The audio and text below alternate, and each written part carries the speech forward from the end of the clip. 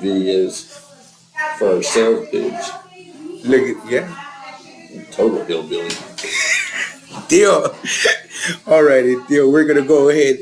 We are live and in effect.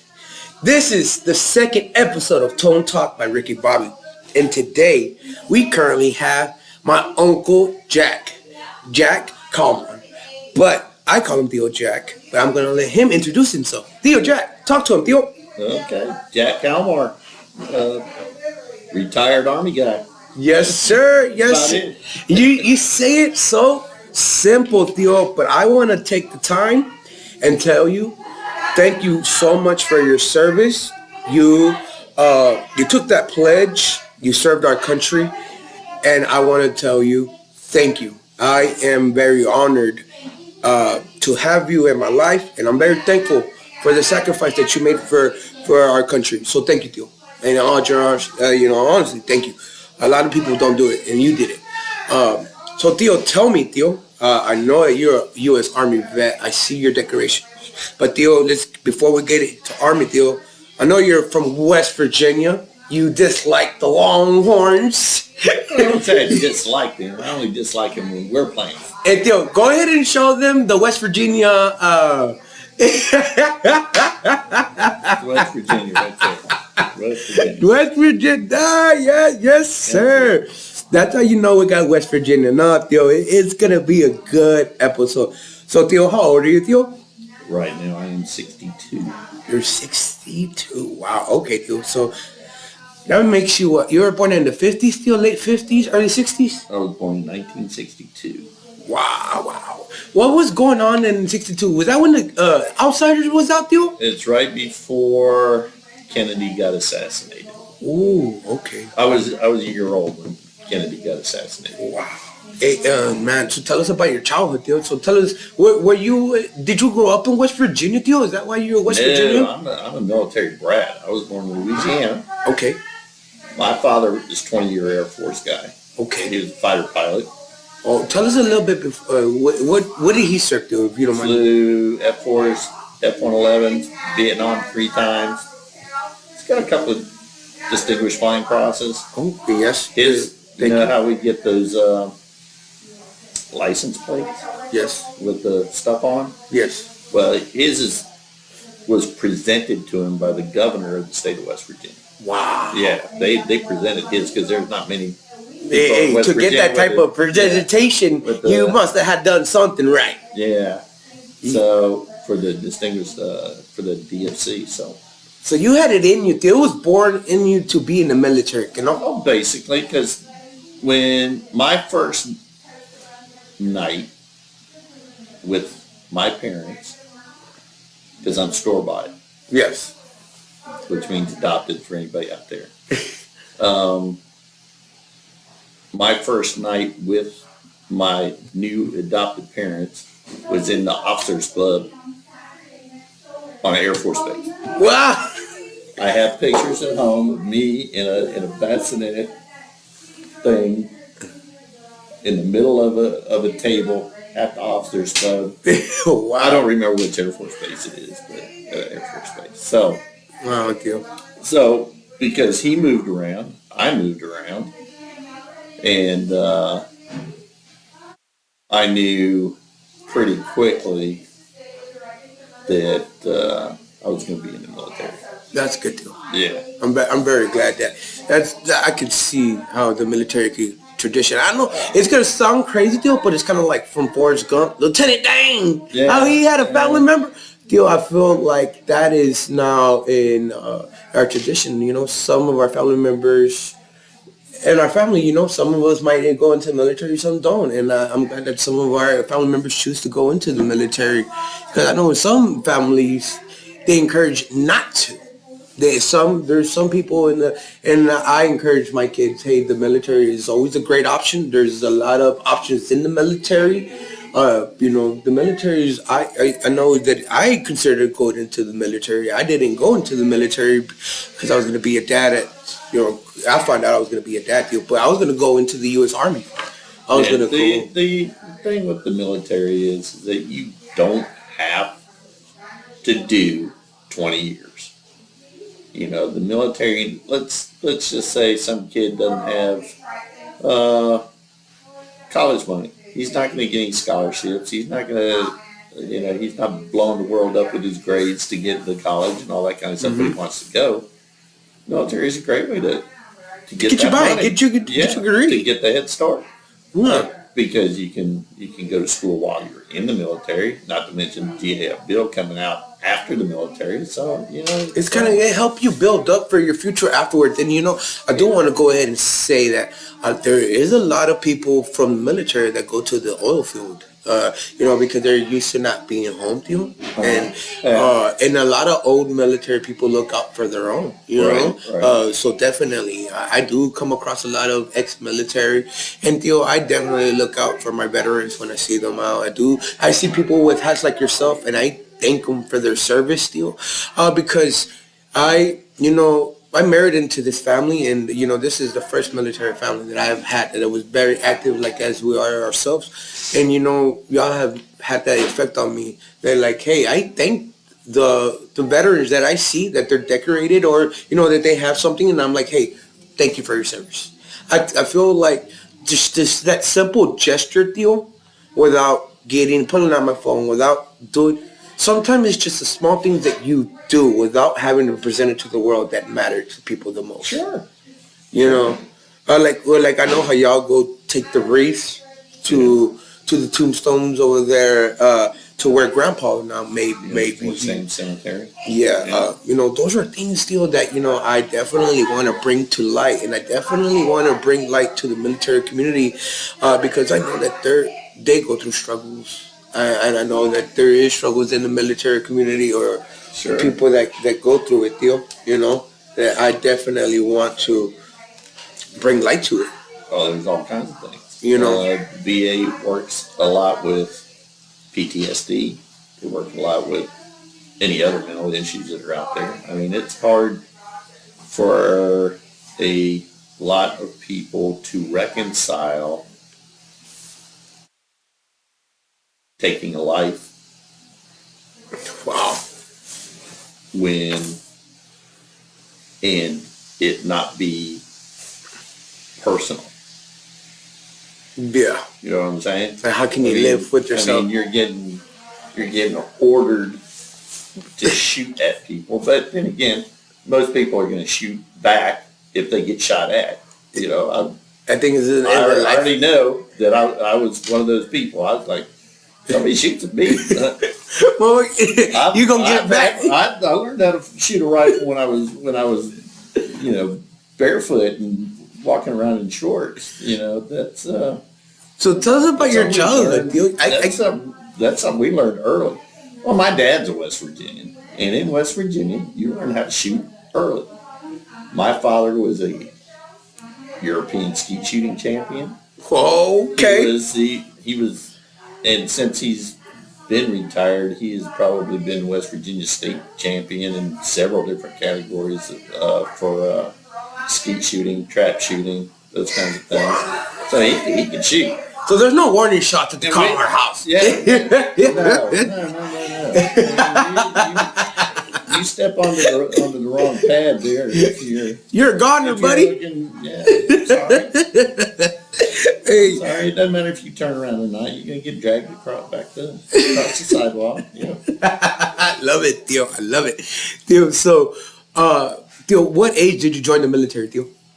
Oh, I was 24. 24. Yeah, I went to college first. So I met your college buddy. Oh, we got to get to that. So Theo, tell us.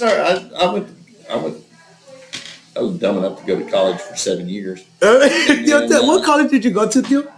Well, the first one was Glenville State College in West Virginia. Okay. Then Concord College in West Virginia. And then to West Virginia University. Theo, were you trying to be the next Tommy Boy? Did you go to college for 7 years? John Belushi in Animal House. Where he goes, damn, 7 years of college down the drain. When they were about to get kicked out. Hey, Theo, I thought you were about to get a doctorate. I remember when I went over to your house and I met your good friend. And y'all joined the military. Tell us about that, Theo. Oh, him. No, he joined a lot later than I did. Oh, yeah, he joined, and he's an Air Force guy. Oh, really? Yeah, he went to the Air Force. And I started out wanting to join the Air Force, and I took all their tests and everything, and I was working to go to their officer candidate school, but they didn't like the way I did math, so I scored real high on it, except for the math, and I'm not numbers of me just don't do it. Hey, I've been watching a lot of the old school like naval, like the World War II. A lot of math was put into play into mapping out it always is. into the aerial. How they, I did not, how did the people navigate in the air in math and geography? Well, it's not just navigation; it's also the big guns have to know. You have to learn the arcs and it's just not simply just drop the bomb. No, it's not just pull the trigger and pray for a hit. Even back in the day, snipers are that way too. You see some of the formulas that snipers have that are like this long. Really? Hell yeah, it's ridiculous. You got to take it to wind, the wind velocity. Yeah, all that stuff. I'm a natural shooter. I'm not a like long distance type. I'm not the math guy. Yeah, no, I can take some stuff at distance. As a kid, on my grandparents' farm in West Virginia, we used to shoot groundhogs. Now, the way the land was set up is that there's a hill on one side, the road running through the middle of it, and my grandparents lived on the hill on this side. Mm-hmm. Well, the groundhogs were over on a strip mining platform, so it was just cut out and it's flat. And they pop up, and we'd shoot from this hill over to that hill, killing groundhogs. Hey, dude, we could go... It's about 300 yards. Yeah, they're 300, 400, 500 yard shots. And you were hitting them, dude? Yeah, hit them. We take a few minutes, walk over there, and go, "Yep, got him." I didn't shoot no groundhogs, but I was out there, running reckless, jumping ponds and in the backwoods. I used to like exploring, being a little kid. Like, I know nowadays kids are little Ricky. I don't go too far on the tablet. I used to love riding up and down in my bike. I remember putting the empty Coke cans on the bicycle still, and we used to make sound effects with those. Yes, putting Idaho, when I was going to school, I was in junior high then. There were so many of those stickers like you see around here in Texas. It's a lot more in Idaho. Really? Yeah, so we had to get thorn-proof tires.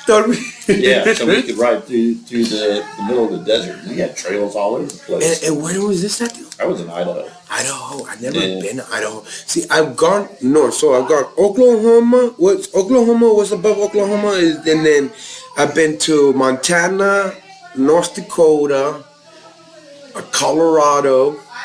I haven't been to Idaho. I've been to Nevada, California. Have you visited all 50 states still? I have put my foot down in all 50 states.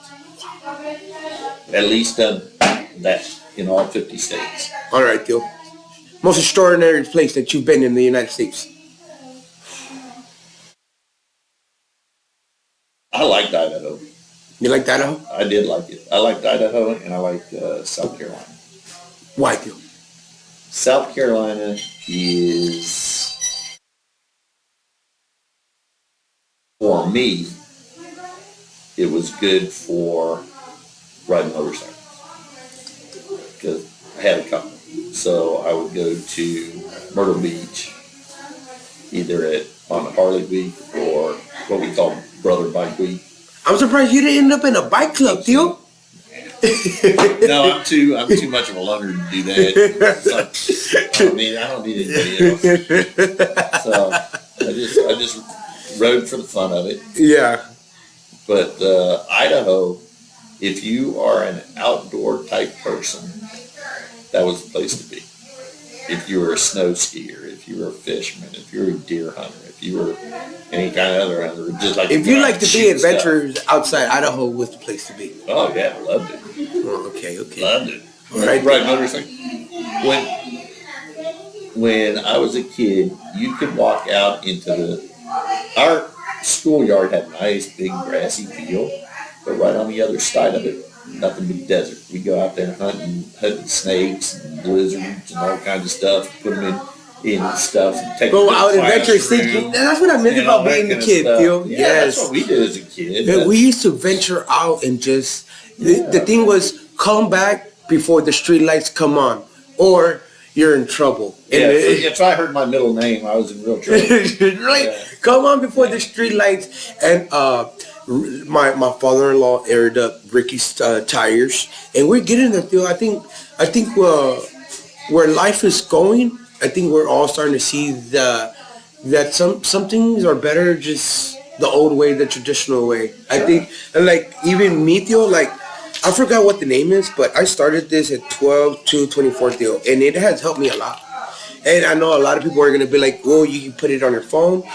But to me, it's kind of like the repetitiveness, having to write it down. I write in my journal, my to-do list, what I got pending, my goals. And Theo, every day I go in and I update it. Sometimes they may be rewriting what I wrote down the day before, but then this day I'm writing one day closer, and then the next day it's already marked off completed. And Theo, it is just something that has helped me stay in line. And then they're like, Jason, shout out to Jason, my buddy, like, Ricky, there's a word for that, you're just some things are like the old way. You can't reinvent the wheel. Sometimes it's just always what works. Yeah, I use a pen for most stuff. Yeah, Theo, and Theo, I don't shame from it. I don't write pretty, but I write. Theo. So I'm just like, hey. So to me, Theo, I'm glad we're like, hey. I'm glad that we're starting to realize, like, hey, we can't reinvent the wheel. Sometimes it's just things are better left the way that they are. Well, there are some advantages to the technology, and I will tell you what one of those is when I was doing my master's program, it was nothing but writing papers, nothing but. Yes. But I used 2 computers to do it. I had one up here with a lot of research on it. I had one down here with the paper on it. And so with the 2 working hand in hand, I could write the paper. Now, I'm not the world's greatest 2-finger technique for typing. Cut and peck. Come for the letter and peck it when I see it. I never took a typing class or a keyboarding class or any of that stuff. No. I never did any of that shit. I never did any of that either. Writing is important.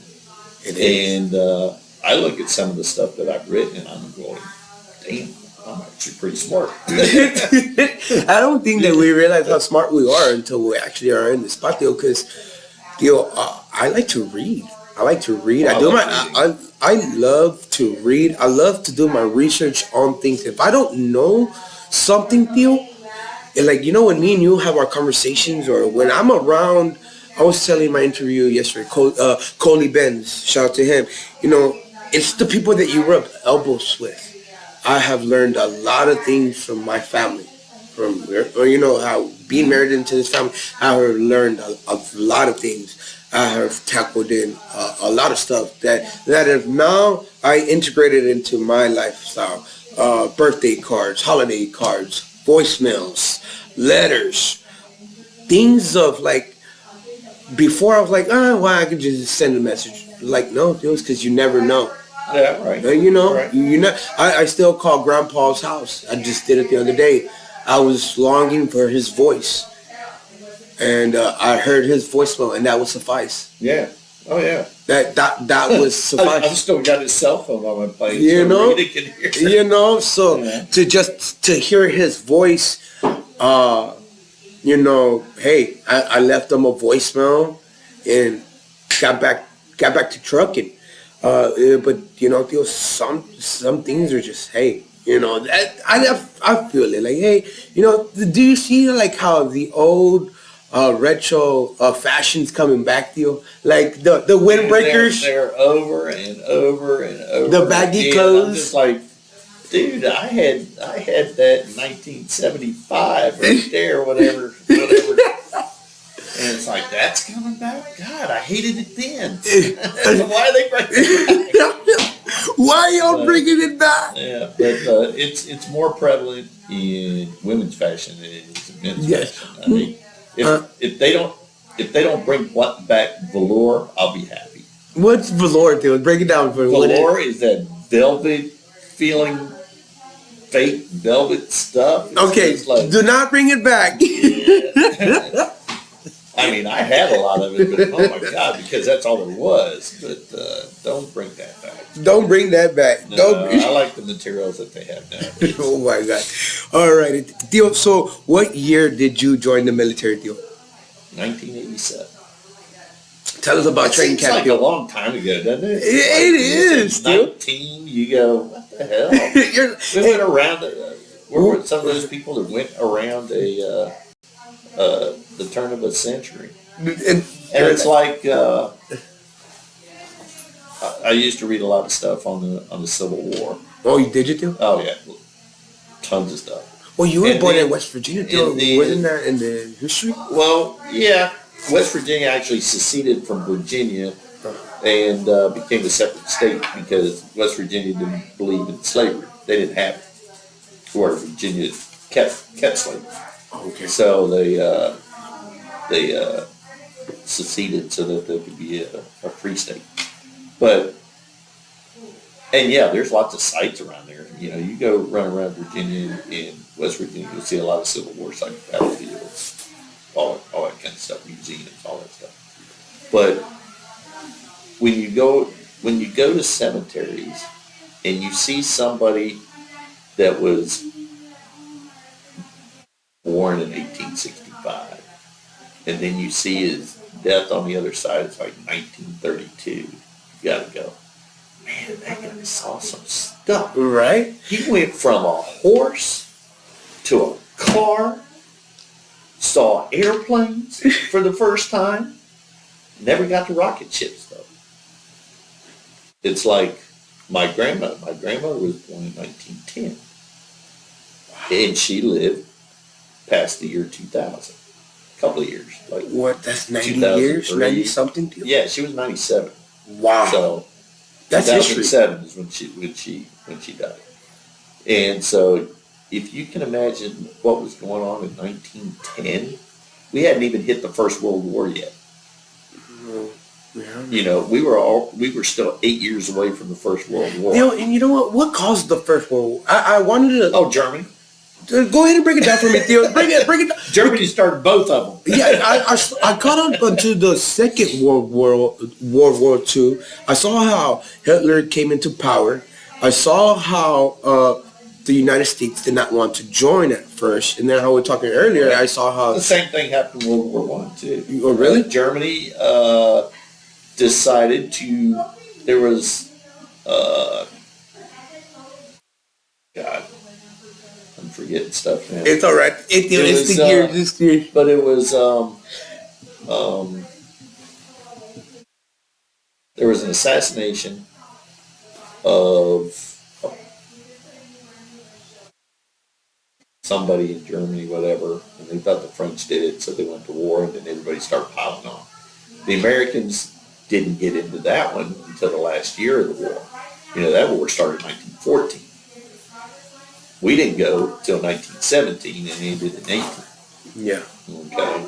And so, just like World War II, it started basically in 1939. You know, with Hitler just adding countries. I was seeing that. Poland. Just like he just walked into Poland. Well, just walked in and took over, right? Yeah, didn't even throw a bullet down right. And then Japan decided they wanted to get a little something of the United States and hit Pearl Harbor. Yes.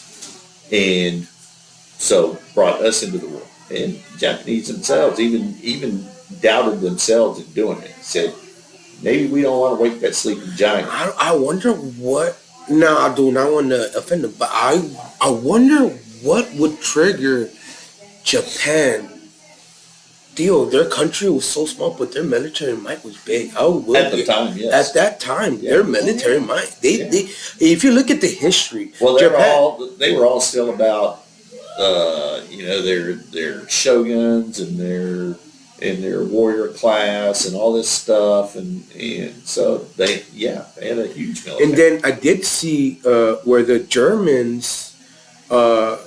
So I did see, I looked and I felt like I had to do my research because, I have an army back coming. Hey, I want to, and also I love history. I did see how the Battle of the Atlantic was very crucial for the Allies to be able to bring a lot of the equipment. Because if they didn't if they didn't have access to the Atlantic Ocean, Pacific. But Pacific, I forgot what battle it was. It was so important, Theo, that it paved the way. It was on World War II that I had seen it. That it paved the way. Japan and the U.S. engaged in an island hopping war. Okay. There was if you look at Hawaii. And I didn't learn this till I went to Hawaii, but and it was really on a more scientific thing than it was based on the war. But the Big Island of Hawaii is actually the newest island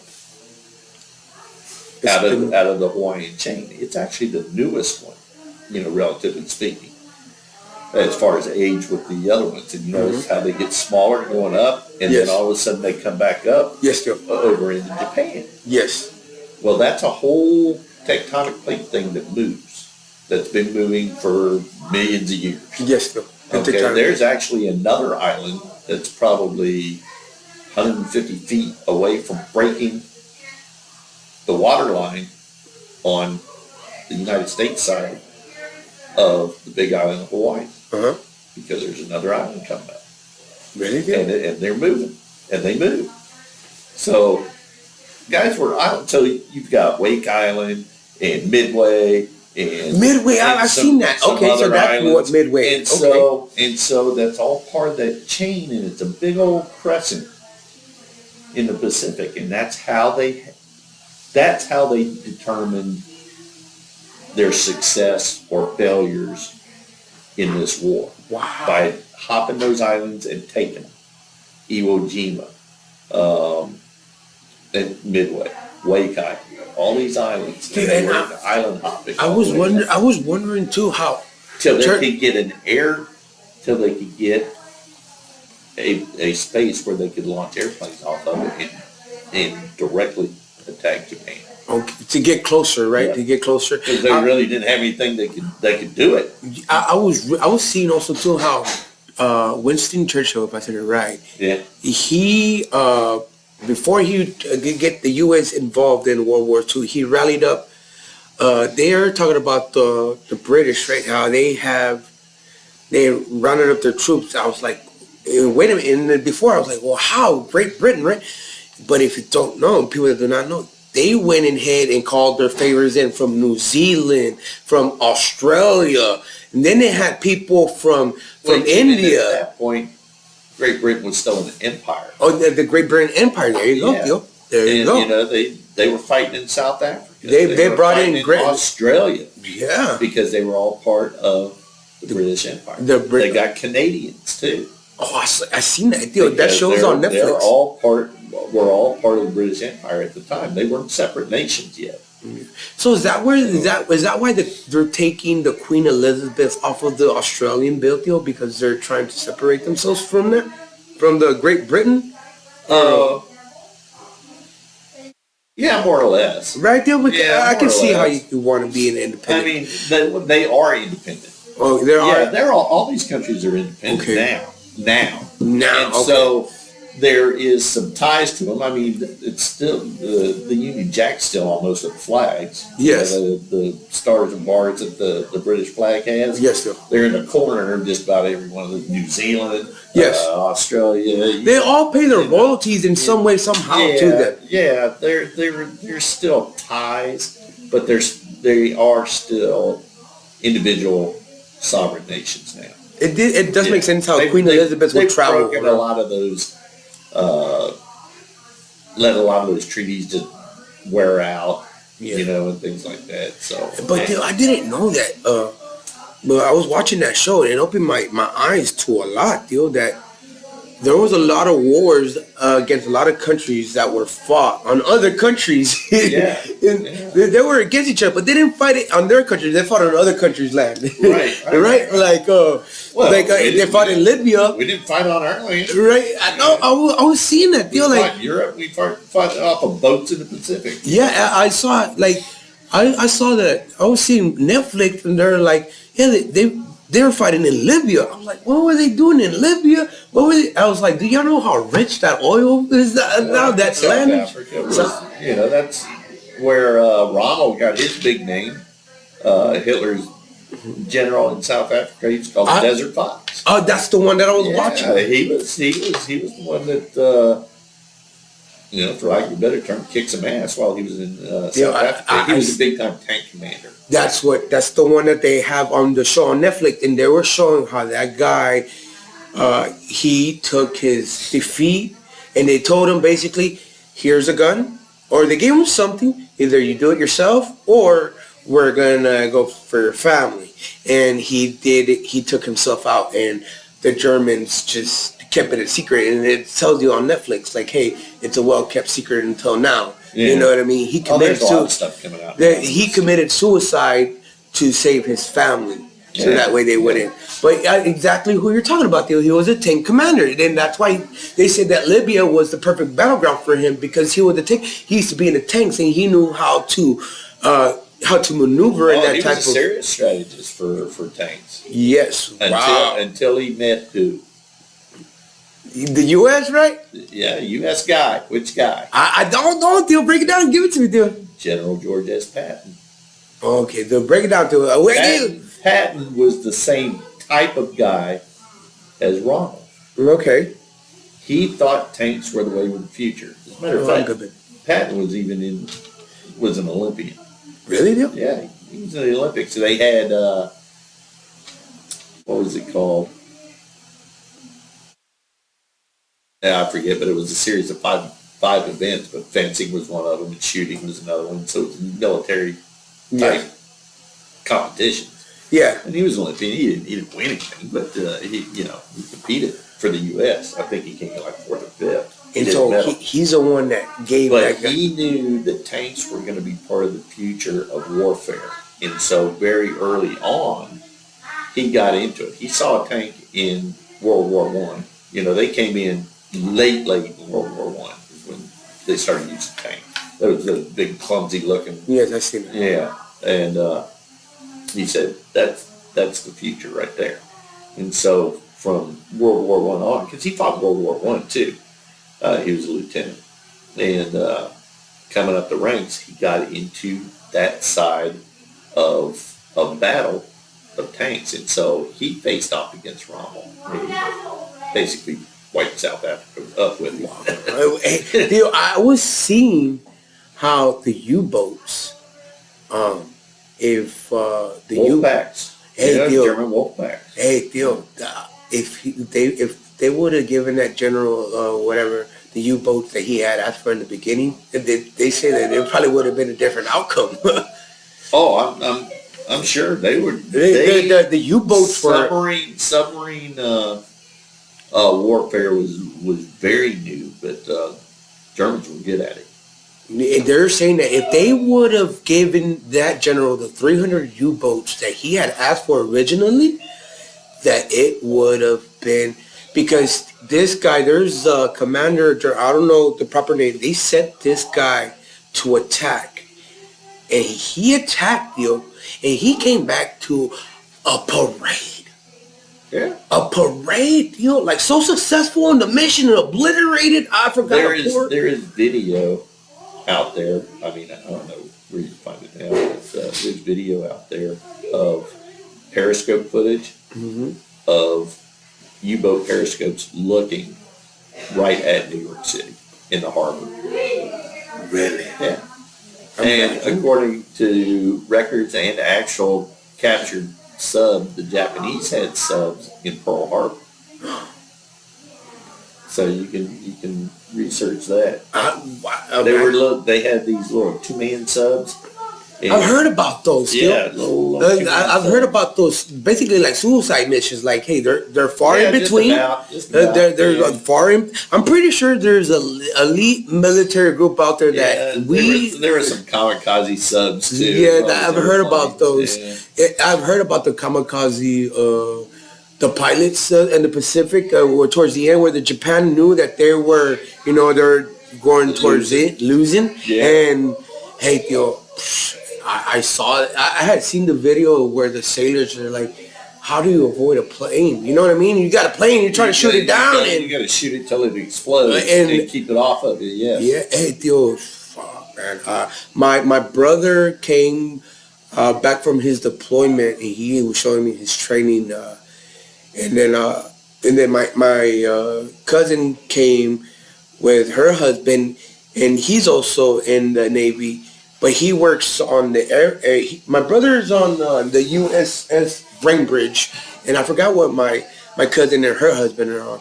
But I've heard of that one. And he's on an Air Force carrier, and he showed me where I believe it's a F-30 or F-35 was. It'd be F-35. No, it was a fighter jet. F-35. It was.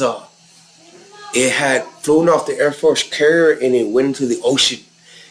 And he was all like, you're looking at like some million. He had pictures of it, Theo. The water looked so clear, Theo. But Theo, it was like something I had seen off of Top Gun. Where I was like, is that you? Yeah. Where he's with it? He's like, nah, that's my buddy. And I was like, wow. But like, he's like, yo, for him to be on an aircraft carrier, he's all like, it's basically like a mini city. It is. Floating. There's like 5,000-6,000 people on that boat. Yeah, Theo. And then, so I heard stories about how the Navy SEALs, I don't know how it works, but I was told that there's no age like for Navy SEALs. As long as you pass your training or whatever. So Navy SEALs are not required to follow the uniform or whatever that was told, right? So they made port. I believe that's what they call it. They made port. They get off. And I guess the Navy SEALs don't have to follow the beard. All the SF guys are like that. Any of the military special forces groups. The Air Force has one. The Army has one. Army actually has two. Navy has one. And but the Navy encompasses Marines as well. Yeah, and so they were, I guess this young SEAL deal was coming in, and I guess the person that you report to at the dock or whatever was like, hey, you got to shave or whatever, right? He's like, I'm a SEAL, I guess. Yeah. And I guess the guy that was trying to let him in was like, no. He was like, you're really going to make me wake up my captain? Yeah. Pulled rank deal. I guess the SEAL pulled rank. There are some things that you just don't mess with. You don't. If the guy whips out an ID or something that says he's a SEAL, then you just come on. Yeah, I guess he wanted to give him a big time because he was a young SEAL, and then I guess he didn't look the part. I guess because he sized them up. And, man. Maybe he was some little short, skinny. But he pulled rank, and then I will tell you that if you look around the military special forces thing, it's not like in the movies where they're all 6'5" and 270 pounds and arms this big around. Mm-hmm. No, that's not them. They are people that look so average that you would not even know. Exactly. All the guys that I've ever, now, I take that back. When I was in my advanced training, we had to go to the actual combat medic school first and split up in platoons. And for the SF medics, they had to come to the school and take a couple of weeks before they went to the SF medic school. Well, there was a little bitty platoon over here, about 7 or 8 guys, and they were the SF group.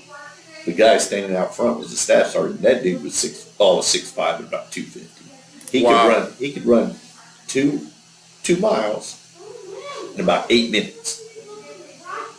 That means he's running nonstop. At that size. Damn. Imagine that motherfucker. And he'd finish, and he'd go around and pick up other people and help them run. Hey, because those are machines. Yeah. Those are machines. That dude was a big dude. But the rest of them, ain't none of them any bigger than you or I. I've been around some skinny dudes still that, hey, what's up, Mill? How was school? He's good. Good job. Some skinny dudes still, hey, but they even more, hey, tripping pipe, still pushing pipe, and boom. Size is not everything. Sometimes it's that mental strength, that inner strength that you harbor within yourself. I think that's what happened. The story, more of the story is that I guess they pulled rank, and that Navy SEAL ended up having the last laugh and looking down at that guy. Hey, I guess you couldn't believe him that he was that young of a SEAL. He looked that young, but hey, I played golf with the Green Beret. Green. Oh, okay. Yeah. One of Rita's classmates went SF, and but I also play golf with a guy that's a retired lieutenant colonel, who's basically a bean counter, accountant type, regular Army type stuff. But he cannot stand that the SF guy had some of those privileges, so to speak. Okay? And he's always spouting off about how it's all the same Army, it's the same thing, they got to follow the same rules we do. And it's just like, no, they don't. It's because they got some of their own rules, and they can do some things that the rest of us can't.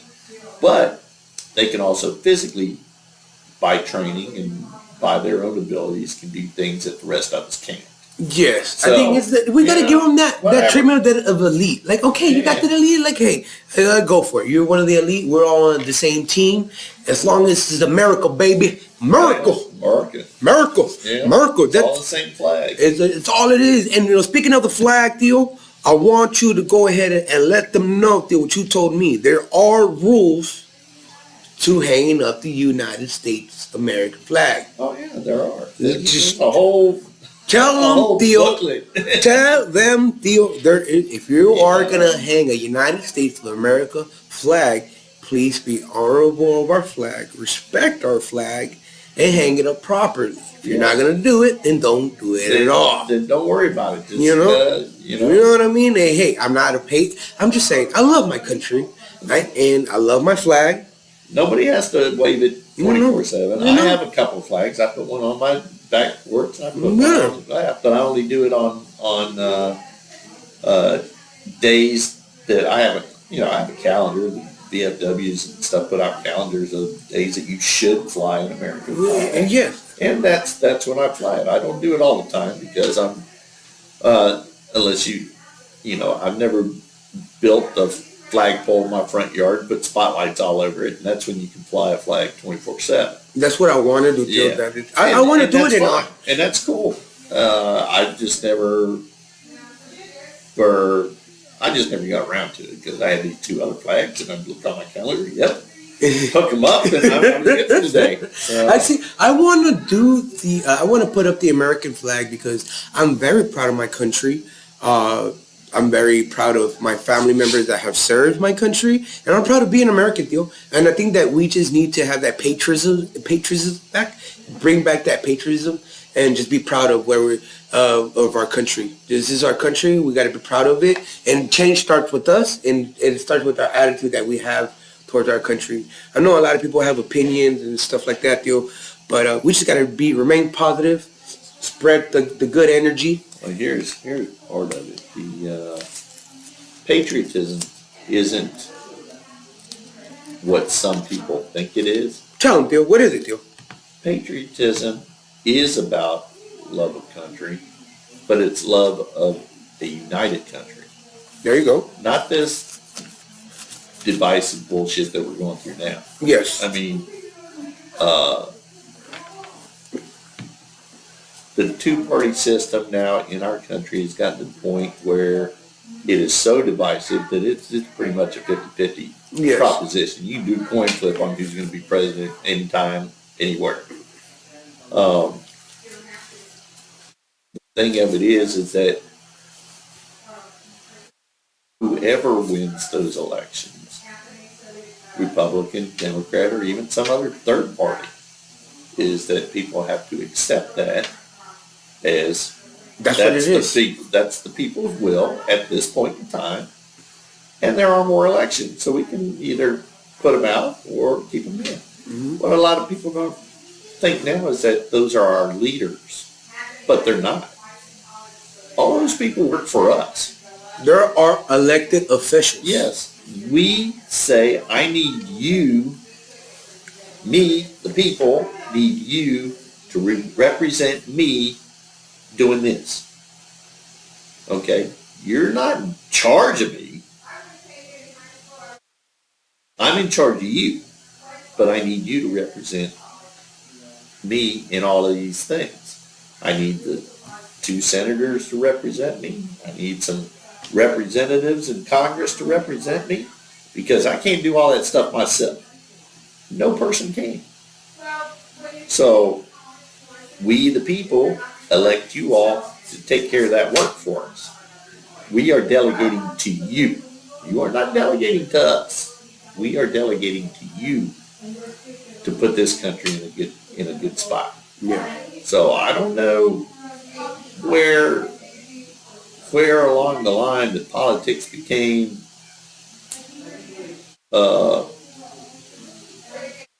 something else.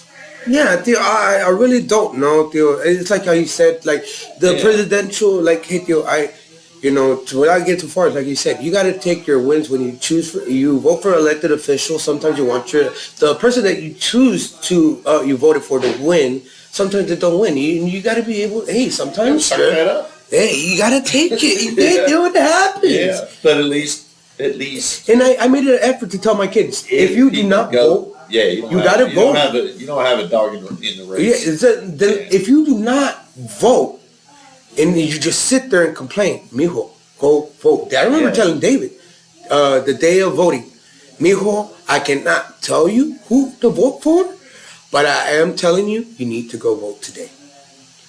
It was important for me to tell him and to remind him, hey, go vote. I told him like 2 times. Oh, and maybe it's because he likes, I don't know. But if I don't show him that importance, hey, I remember I got to go vote. Well, I remember the last time Ricky told me that I had to go vote.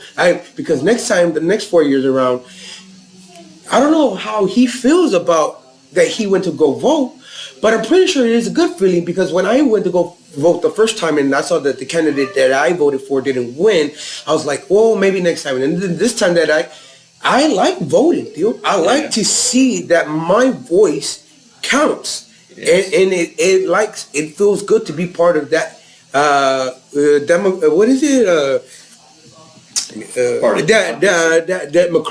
democracy, right? Democracy. Yeah. It feels good to be part of it, Theo. Sure.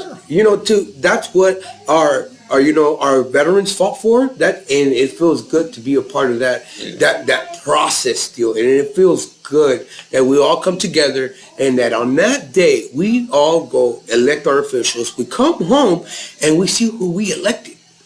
Theo, man. So I'm glad, and hey, this is for everyone. Everybody go vote. Everybody go vote. If you do not like what you see and you're surrounded in your... Don't just sit there on your couch yelling at the TV. Go, next time a vote comes up, you go vote. Go vote. And it starts local, too. Yes, local. I'm very local. I pay attention to the news still. Even though that I am in the oil field, I still read my local news. I still read my local news. I still read CNN and Fox. Yeah. I read both sides because why do one's gonna cover something that the other one doesn't want to cover. A lot of times it's usually there's 2 sides to a story, and then whatever the truth is in the middle. Yeah. So that's what I do, Theo. Yeah. And to be honest with you, I go to CNN, and then I go to Fox. Yeah. And then I go to MSNBC. And I think that's part of the problem that we're in right now, is that we've got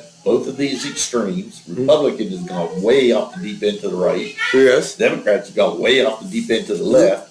And somebody better needs to get back to the middle. Because we got Republicans and we got Democrats, but we do have the Green Party, which I do not know how big they are. Yeah. Then it's not big enough. Yeah, but the third parties aren't ever big enough. You never know. What if there is another part? I don't know. But like you said, they do need to come deal, because we do need to unite. We do need to unite, whether you're Republican or whether you're Dem. And hey, at the end of the day, we need to come together, find common ground, because it is proven fact that the United States has done it. We are the number one country. We can continue doing it, Theo. And the more united that we are, the stronger we are against our adversaries. Yeah. Because I've seen it on the news. China has developed a new aircraft, and that's why I see that the United States has to keep that dominance. I see why the United States strives for that U.S. Why we got to be that superpower. Why? Because if we do not take that main stage of superpower, then someone else is going to take that main stage of superpower. So would you rather prefer the United States as the U.S. as the main superpower? Or would you rather have China, and then before you know it, everyone's going to be speaking Chinese. And then, you know what I mean? And then, I don't think people know, but Muslims in China are in something like concentration camps. Yeah. I don't know. Korea. I don't know if a lot of people know. Concentration camps all over the place, too. Yeah. North Korea. Sorry. Yeah, North Korea does. I don't think they know that Muslims are in concentration camps, and you know what I mean. And China does not. We do not know a lot about China. They don't want any religion. Yeah, I think China. We do not know about. And China now.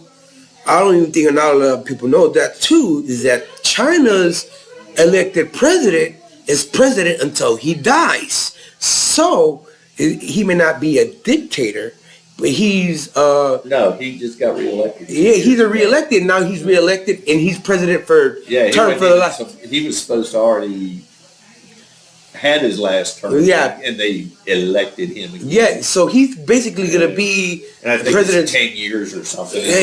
Basically, Theo, you're basically seeing another dictatorship like Russia. Look at Vladimir Putin. Did I get a mix? Because I forgot. China and Russia are kind of the same. Because I know one of them or the other, their terms for president, one of them took them out. Or one of them, there's like Putin got reelected. But all of their elections are like rigged, right? Are actually rigged. The U.S. elections are not rigged. Never have been rigged. Never will be rigged. So I don't think some people need to shut it down.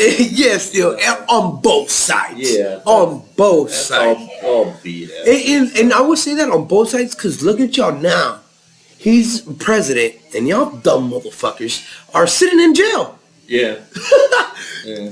You know, Theo, if you would have took that loss, and you could have, you know what, the person that I voted for lost, I'm going to go show up and vote twice as hard the next 4 years. Again, yes. Look at y'all.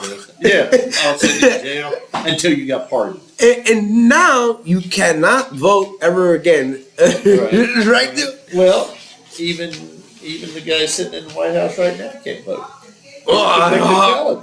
Man, don't be talking about my puppy Trump like that, Theo. I mean, it's just, I'm as Republican as the next guy, but I'm like real Republican, not freaking chip away Republican.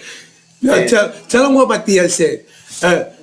My tia said, my father-in-law, he's so Republican. What did he say? She said he was very white.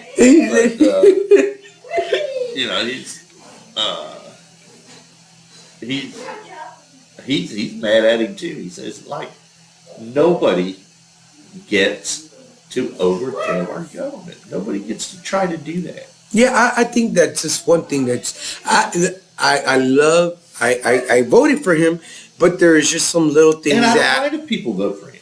There's just some things. It's the pros and cons. It's the pros and cons still, and it's like Do you support? I do not support everything. It's like, but who you gonna? It's kind of like, who would you Who's rather? got more pros for you than the Exactly. other? Yeah, That's because basically you got two choices. Yes. So, basically. And like I said, voting important. And so I'm damn sure I go vote for RFK. Yeah. You know, that dude's cracking. Who do you think is gonna be now that this is his second presidential term? So I don't. I wonder who would be the next Republican candidate. Deal. I honestly. J.D. Vance is gonna run. J.D. Vance? Yeah. Who's that? Vice president. I haven't seen that, dude. Yeah, he'll be the next one to run. Nobody's gonna say anything right now because somewhere in the back room somewhere he's trying to figure out a way to run for a third term. Mark my words. Somebody in the back rooms, the little lawyers and what have you, that he's got thinking up all this stuff. J.D. Vance. Yeah, he's the current vice president. He'll be the next Republican. He looks young, Theo. He's fairly young. He's from Ohio. From Ohio? Yeah, he was an Ohio senator. You know who I was thinking, Theo. Jordan will never get elected. You know, guys like that are sitting in the House of Representatives. There's not a single person in there that would ever get elected. What was the name of? I thought Nikki, was that the one that was running? Oh, Nikki Haley. I think she has potential potential to be the first female president. She has that potential, yeah. I think so too. I honestly, I will say I was raised by a single mother. I'm not sure Kamala Harris will ever run. No, fuck no. I don't think so. I don't think that. I don't even think any of her supporters will even fuck. No, Theo. But Nikki, I see potential in her. I see the strength of a woman, and I see the strength of a woman because I see my tia Rita. I see my mom. Hey, a lot of guys are, the United States should never be under. Man, you will not know. I think that's a lot of what happened this time around. Is a lot of male egotism. Yeah, I think that she went against Kamala Harris just because she was a woman, not because she was of color, not because of where she stood on anything, but just the fact that we don't need a girl in there.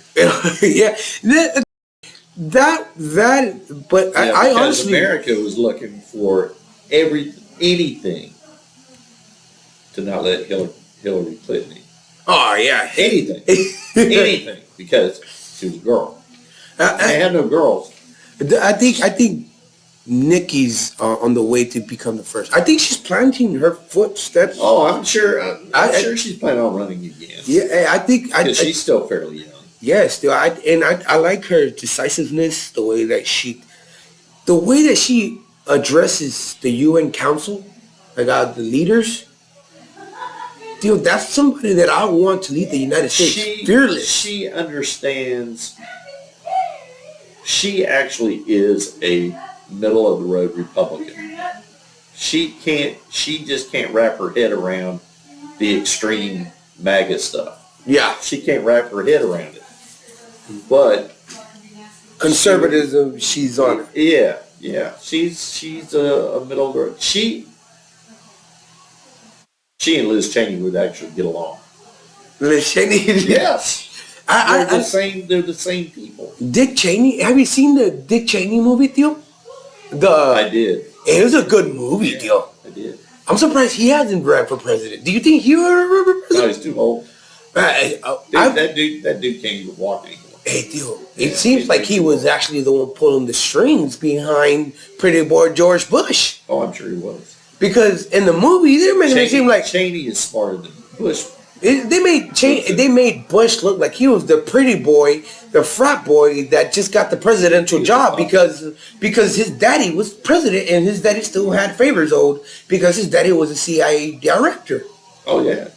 Now, as far as whether junior or senior was better president or more qualified, senior was more qualified. Oh yeah, for sure. Even though he only did I feel one like term. I feel like Junior just had that grudge on his shoulder that when 9/11 happened, he wanted a finish. He wanted to finish what his father, you know what I mean, and he wanted to cement his name. But I will tell you, George Senior said, all we're going to do is we're going to make sure Saddam Hussein is out of Kuwait.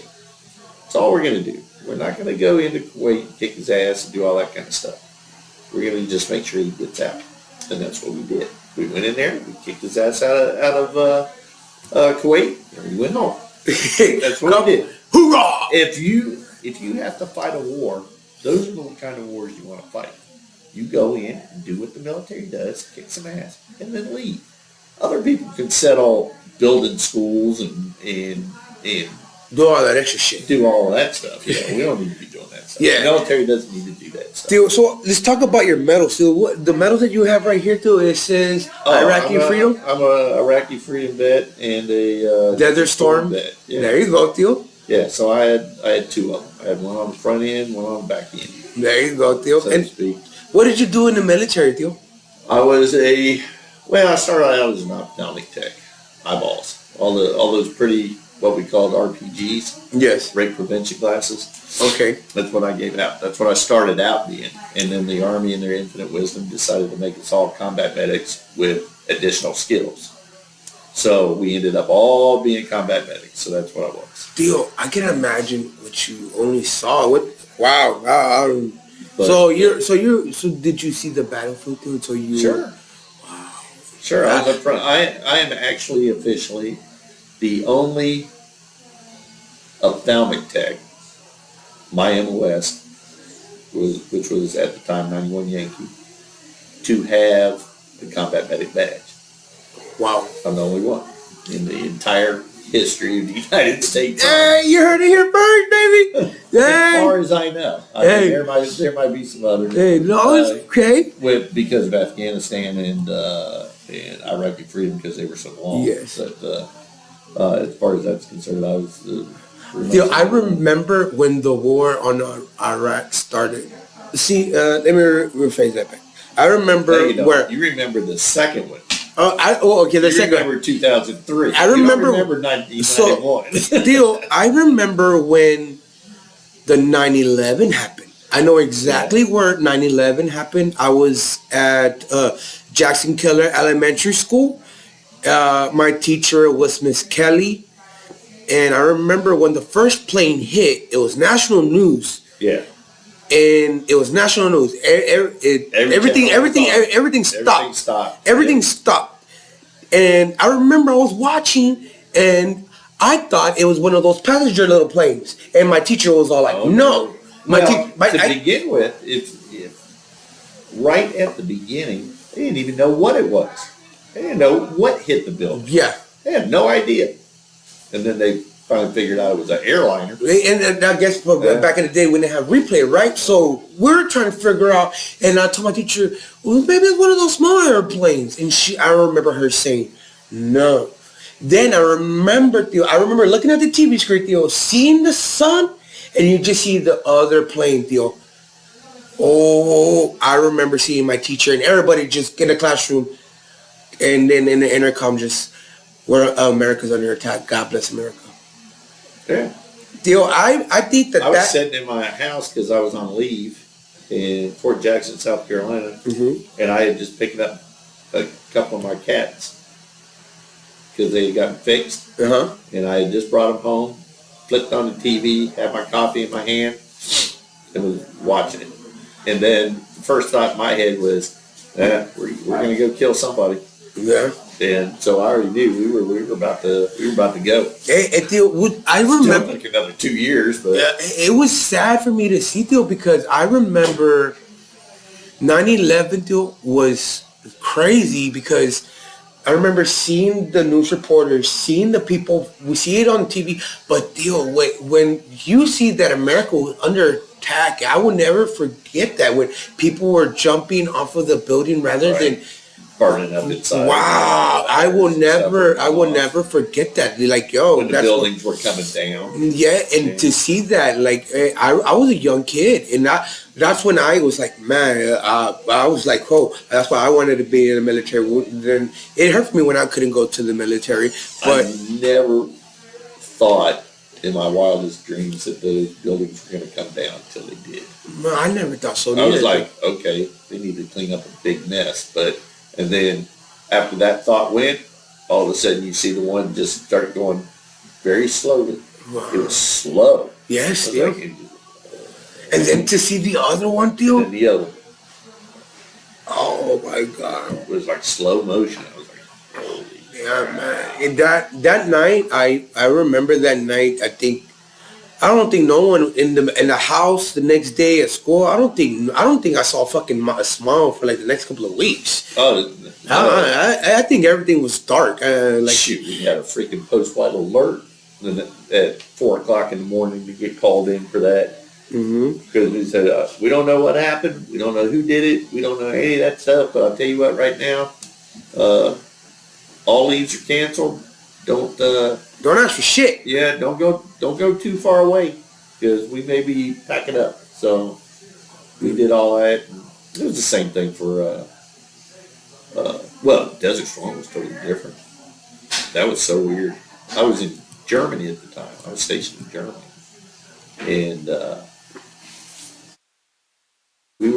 me and my first wife, we were sitting there watching TV, watching the news. Now, we already knew that Desert Shield was happening.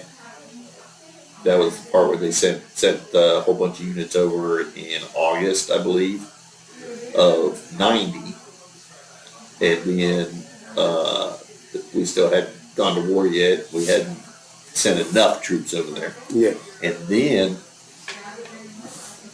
there were rumors going around that there was going to be another wave of units going up. Well, me and about 5 other guys, we put in our paperwork to volunteer to go. They kept sending it back. Nah, you ain't going.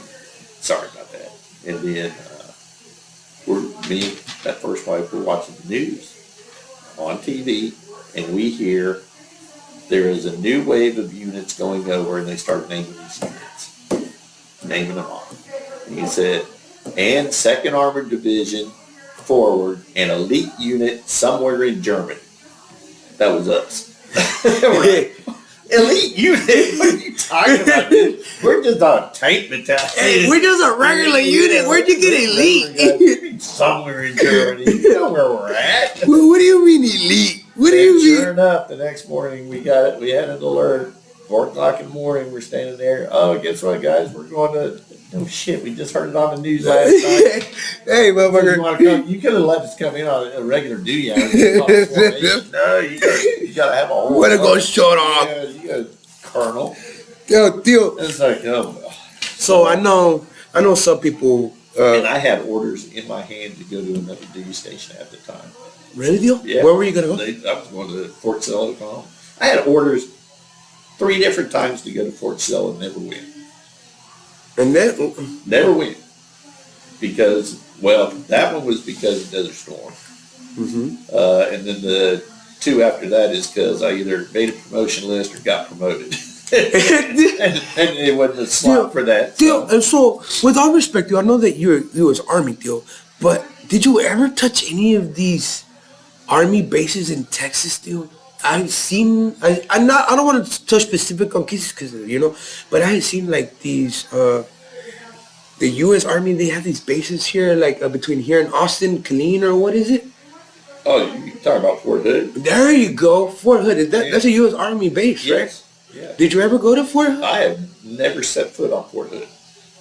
Fort Sam's the only Army post in Texas I've set foot on. Now, it doesn't mean I can't go. I mean, I drive up there and walk. Flash an ID card to go, but I've never been to Fort Hood. Is it big? I've heard a lot of stories. Oh, I take that back. I have been to Fort Bliss in El Paso. Fort Bliss? Yeah. Okay. I was that's where my first sergeant school was. And the Sergeant Major's Academy is there. So first sergeants and sergeant majors go to school at Fort Bliss. And where did you meet my tia Rita at? Oh, here. How'd you end up here, Theo? I got stationed here. Okay, so tell us your. I got right after I got back from, and that's kind of funny too. When we got back from I was in Iraq 05-06 for that year. Wow. And then I went back to Fort Campbell, Kentucky, and I was getting our unit, which was a forward surgical team, got put into a combat support hospital, and we got split up into other stuff, and I was going to end up in the training NCO for the hospital, for the battalion. And after I was in there maybe a month, because we were all getting back, and the whole hospital was getting back, and everybody's getting their troops in and doing all this stuff. Sergeant Major called me into his office. Sound like it. Oh, what the fuck did you do? I said, what are you talking about? He said, did you make a call to branch? No. Because you're on your way to Fort Sam. Sorry about that. Sorry. I guess I'm going to Fort Sam then. God damn, I needed you in that slot. Well, I didn't call anybody. I didn't ask for anything. What year was that? When you got? And that was in 06, because I got here in about February of 07. And Sergeant Major here, when I went to personnel, because everybody goes to personnel offices and then they put them in slots wherever they're needed on the post. Okay? And they asked me what I wanted to do. Because on Fort Sam is the U.S. Army Medical Command, all kinds of stuff. There's all kinds of training battalions on Fort Sam. As a matter of fact, now it's not just the home of Army medicine, it's the home of military medicine. Yeah. Because all the branches go there. Air Force guys, Navy guys, and Army are all at Fort Sam for their version of medics. So, but that happened right as I was leaving. But he asked me what I wanted to do, and I said, I want to be a first sergeant. I said, okay. Go down to that battalion down there, and there's Sergeant Major down. No, to the brigade. There's Sergeant Major down there, and he'll find his spot. So I went down there. He asked me what I want to do. Be a first sergeant. He goes, okay. You're going to 232 Medical Battalion, and talk to Sergeant Major so and so, and they'll give you slides. So I go down there, talk to him, and said, yep. Delta Company 232. Delta Company, hey, Theo, you remember everything, huh, Theo? Not everything. I'm you don't remember turning on your hearing aids, though. Well, I didn't need any then. But, I feel like I'm gonna need hearing aids, Theo. I feel like I know my hearing is going bad, and I'm walking through the loud equipment, Theo. I'm pretty sure, like, you were through the loud tank. Earmuffs. Man, Theo. Mine's all from shooting. Mine's from like being in the loud equipment. All from shooting because it's only one ear. Mine's this one. It's just still like we're loud through the loud equipment, and it just comes normal to you. Yeah. And then I get into the car, and man's like, "Why is the music so loud?" It's loud. I don't know. It's just fucking normal. Yeah. Well, I like it. You know what I mean? What noise is our car making? Right, hey, Theo. So, Theo, how many years did you do in total? 22, Theo. Yeah. I got too old. Alrighty, Theo. So we're gonna do a pop quick question right now, Theo. Okay. My friend, shout out to Drops, because he's like, Ricky, you need to ask questions. I'll go, all right. So all right, ask your question. He goes, you need to ask what type of movies, relationships that. I was like, well, my Theo's married. I don't want it. Okay. So, Theo, what type of movies? What movies are you watching? What is your Netflix watch? What are you watching currently right now? My favorite movie of all time is Top Gun. What is it? Top Gun. Top Gun? Oh yes, sir, Rooster. And I like the second one too. I like the second one too. I like the. Do you think that they're gonna make a third one? They are. They are. It's already in the works. Oh, okay. As far as everything I've read, it's already in the works. I think they have room to make a third one. I think they should. Yeah. Well, we tend to watch on Netflix. Me and Rita, or we watched Lioness. Oh, I love that show. We liked it. I love that show. I love how they brought her back for the second season. Equalizer. Or with Queen Latifah. She's really good in that one. There's another show we've been watching called Will Trent. He's a Georgia detective. Is that on Paramount? I think I've seen that one too. Yes. Look, I've been watching it's on Paramount Plus. Yeah. I was watching the World War II in color, Road to Victory. Then I watched all kinds of superhero shit. Then I watched the American Primal.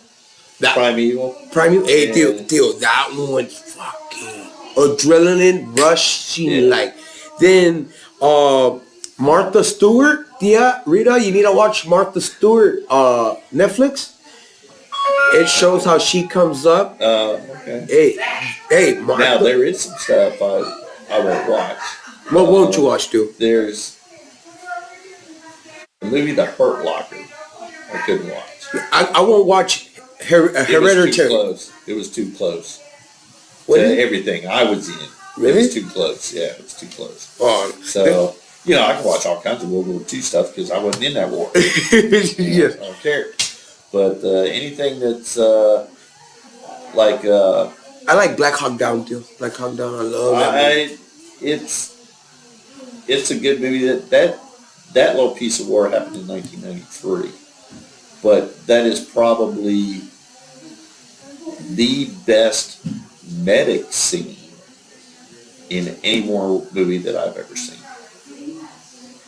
Is that medic scene where he's pulling trying to get the old boy's vein and clamping it on so he doesn't bleed out. Yes. In that building. I know exactly what scene. That's probably the best medic scene I've ever seen. That was a little close too, but when the RPG one or when the gunner's up there, and you gotta think, and that's like some real life scenes. I'm pretty sure, dude, because I'm pretty sure, dude. When you're shooting a gun, when you're on this end, you got, someone's got to be getting on the other end, dude. You know what I mean? Yeah. So, man, wow, I can only imagine what you've been through, Theo. Again, thank you for your service. Thank you to all the military people that have served, everybody that have served, our first responders, you know what I mean, our people in blue, everybody that puts any type of effort into to keeping our community afloat, to keeping EMTs, everybody, Theo. Everybody has a role in life, and I'm glad. You know what I mean? I want to get a piece of everything in here, though. I'm glad that you came to get an Army, a retiree here. Dude, I can't believe you play golf with a Green Beret. I need to interview him. But then you said a Lieutenant Colonel? Wow, what? I was like, but see, this is my dream, Theo. It's going to start off like this, little by little, and then I want to keep going. Like next, I would like to interview my tia Rita Martinez Kalmar. Kalmar is the one that helped me get my beautiful home. Also with Vanessa Gonzalez with Home Team. And I want to definitely interview my tia so that way she can give an insight to the people on how I got my house. Because a lot of people see how I got my...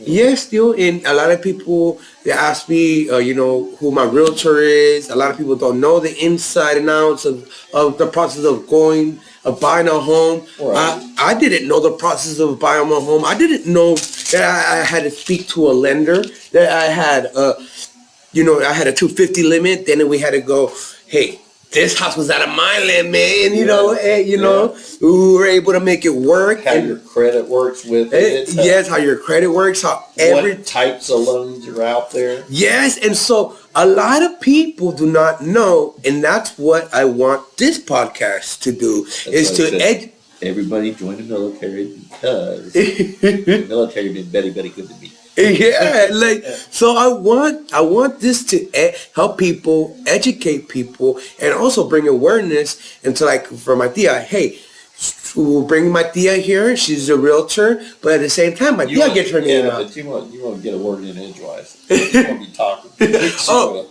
My tia is going to microphone in front of her. You want everything word in. Well, guys, I want to go. You'll be here for 3 hours. Guys, y'all will be seeing my tia Rita soon, and definitely y'all will be seeing get a closer look into to the realtor insight. But definitely want to thank y'all for tuning in. This has been a great episode with my Theo Jack. Theo Jack, thank you for your service, and thank you for tuning in, guys.